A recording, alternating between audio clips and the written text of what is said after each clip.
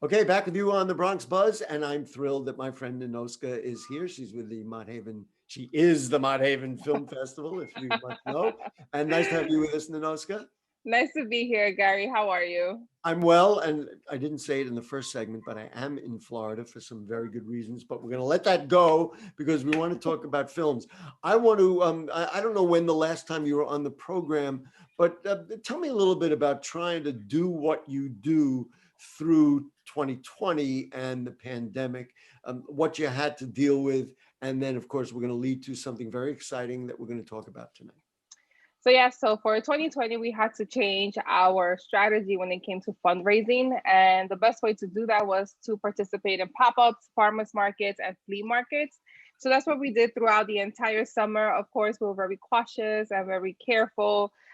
Sometimes we even wore gloves.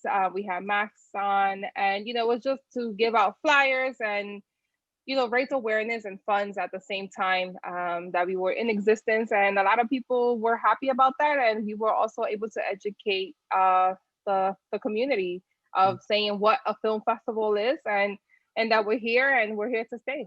I thought it was real. As you know, I saw you a number of times at the James Baldwin Outdoor Learning Yes, Center. my favorite. Yeah. I thought it was interesting to see you there because people are selling foods and they're Yeah. changing their lives and all that. Just talk to me about how that worked out. Did people really come by and say, "Wow, this is kind of part of the whole farmers market thing in the Bronx"? It was interesting to me. I thought it was creative. I thought it was smart. I am very grateful for them because they are the farmers market that allows us to be there. There's usually a lot of restrictions when it comes to farmers markets. They don't want you like selling or marketing anything. And fortunately for me, I am able to do that there. And I'm part of the family, a part of their ambiance every week. And I'm really happy about that. They opened their arms, they welcomed me, and I'm very happy to be there every week. And did attendees come by and say hello? Yes. And you wanted to sign people up? Is that what you did? So what I do is I'm there, and I explain what we do, who we are, and people are very excited that there's a film festival in the Bronx, first of all, because most of us, like myself included, didn't know that even existed in the Bronx. That's why I created the Mott Haven Film Festival. But then you also have people that are supportive of the arts, so they will buy merchandise, they donate. They, they're excited and they're looking forward to submitting their content, or they'll tell a friend like, "Hey, I know someone that's a filmmaker." So it's a really exciting time to always be there. But the best part is that since I am the founder, they're even more excited that I'm the one that's there kind of like promoting the film festival. That's great. And so you feel like your ownership. I just think the whole notion of farmers markets in our borough is exploding. And if you go to any neighborhood and you say, "We're going to do this," everybody will say, "Oh yeah, that's what we need." And so I appreciate that you recognize it's not only about food and health and those kinds of things. It's about mental health and, of course, our creativity, of course, who we are. So let's talk about the film festival that you have coming up. This is the first one since the pandemic. Is that the first one that's happening, right? Yes. So this is what we like to call the mini film festival. Okay. We will only be screening 7 films, and all of the films were awarded at a different capacity, like Best Director, Best Experimental. So we do have some of the award-winning films that we will be showing, and that is kind of generate like the buzz for October when we will have the bigger film festival, and it's also helping us with fundraising. So we're doing a little bit of both. And so now, I mean, I've got the date in front of me. It's July 23rd. July 23rd, yes. And you're doing it kind of the modern way. So they'll be in person, and also people will be able to do it like online, like we're doing now. Virtually, yes. So I think that virtual is here to stay. It is giving us a flexibility that we never tapped into before. You can be, like in your case, in Florida, or you can be in California. No, I'll be back in the Bronx by then. Yeah, but even if you weren't, at least you have the option to purchase a ticket for the virtual event, and even though you may not be there, smelling the popcorn, you can still be in your pajamas. So that's okay. You're on your own when it comes to the popcorn. Do a little jiffy. We're going to show a little clip that you have, but Yes. tell me, do you have a favorite film or a film? We don't want to single anybody out to the detriment of anybody else, but do you have something that characterizes the nature of the films? Are they short films? Are they long form films? Give us something that characterizes what it's going to be.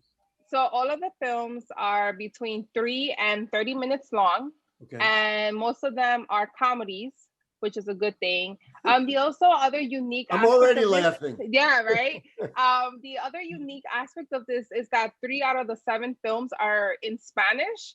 Oh. So I thought that was pretty cool. I mean, I didn't plan it that way, but that's how it came across. But that's the Bronx. Listen, exactly. You know who we are. Absolutely. Yes, exactly. And it does have English subtitles for those that do not know Spanish. But I think that definitely speaks on the melting pot of culture that the Bronx represents. Right. So I'm actually really excited about that. I'm excited too. So let's take a look. This is like a little trailer we put together to promote the mini film festival, which is July 23rd at 8 p.m. And here it is. Take a look.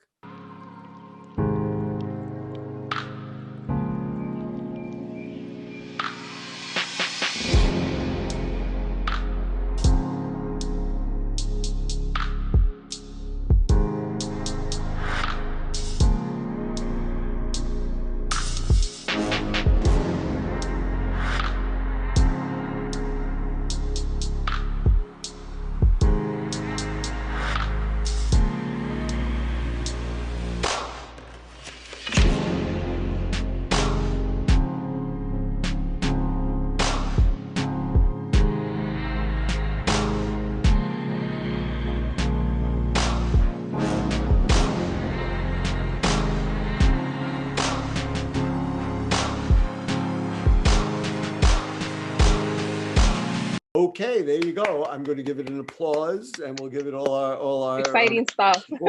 Talk to me about, if you would, Ninoska, about the health of the film industry. Creativity in the Bronx is always, through the on roof. The top, yes. But talk to me about people. Are they able to make films now? Is it a difficult process for people? Just give me some of that.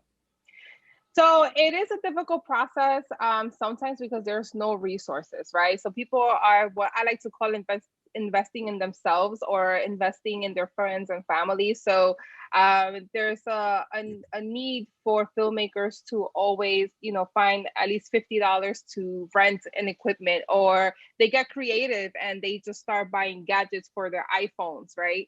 And that's like one of the sad realities of the film industry. When you're like an independent filmmaker, you're always kind of like on the struggling side, but that's also what makes you thicker skin and more creative, and you just start thinking of so many other ways of doing things and filming. Yeah, well, creativity in the Bronx and being resourceful in the Bronx is, kind of a way of life. Yes. Let's talk a little bit about the specifics of that in terms of people who want to, get involved with the Mott Haven Film Festival. You provide coordination, you help them find personnel. I mean, because films, of course, involved with that. Talk to me about, and I know you talk about fundraising, it all goes into that. Yes. Just talk to me about the things that you do in the Mott Haven Film Festival do, so people thinking about, I want to do this, they know who to call. I mean, overall, this is one of the reasons why I was so gung-ho into having an in-person film festival for 2020.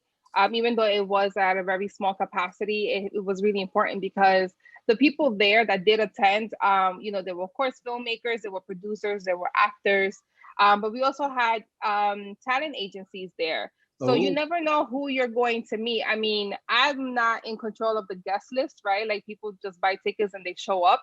But you just never know who you're going to meet. So maybe you have a writer that has the script, and then the director says, "Oh, you know what? I love it." And then there you go. Now you are able to put your creation on film because you just so happen to be at the Mott Haven Film Festival. And that's part of the reason why it's always important to network and to attend festivals like this one. How heavy do you get into deciding what's acceptable or not acceptable? Or do you say you mentioned earlier that there'd be comedies, so that's nice. Do you get into that? Or is it one of these, whatever you bring, if it's quality, will show? I mean, no, we do have a process. We do have a film committee. And each person in the committee does see it from their lens. Like we have someone that is a director, we have someone that's a director of photography. So we do have people that are, they have an eye for certain things. And then that's how it gets selected. Of course, my suggestion to like everyone is to make sure that your film has a beginning, middle, and end. We do have a lot of people out there, like I don't want to single out like anyone specifically, but we do have people out there that they do put something together, and yes, it's great content, but there's no like ending. It doesn't tell a story. Going. Right, Yeah. exactly. I mean, certainly I know that from TV. You do TV news, or you want to tell a story. All right, let's get all the contact info out there. If you want to participate, it's July 23rd, 8 p.m. Give me everything. Give me emails, contact, everything, of course. So we are showing the mini film festival at Motley Kitchen, which is at 140th and Willis Avenue. And I just have to interject. Yeah. If you don't know where that Motley Kitchen is, you got to get there, have some coffee, have a little bite to eat. You got to know. Yes, exactly. Okay. It's really, everything is like gluten-free and stuff like that. It's a really good spot. But yes, it's a great spot. Brilliant to do it there. I actually did a reading of children. I read books to little kids there. Oh, really? So I knew that's the place where you can be creative. Go ahead. I'm sorry. Yes, no, couldn't resist. Okay. Yeah, it's a great spot. It's definitely a great spot. So I'm glad that we were able to go there. But yes, it will be underneath the stars. Doors open at 7:45. Show starts at 8 p.m. It's at Motley Kitchen. We will be providing a goodie bag with popcorn and other goodies there. And let's get the contact info. How do people access contact info? It. So you can visit our website, Mott Haven Film Festival.nyc, and all of the information is on there. If you want to email us, info@mhff.nyc. That's great. Ninoska, you're my buddy. Thank you so much. You're doing just incredible work. Thank you so saving much, the world in the Bronx, and that's how we do it. And we're doing it with our creativity and with things like the Mott Haven Film Festival. Congrats. One film at a time. Everybody will see you on July 23rd at 8 p.m. Yes, please. Thank you. Thank you very much to Rachel Holiday Smith from the city, to Ninoska from the Mott Haven Film Festival. And guess what happens? I'll be back in the Bronx. We'll see you next week.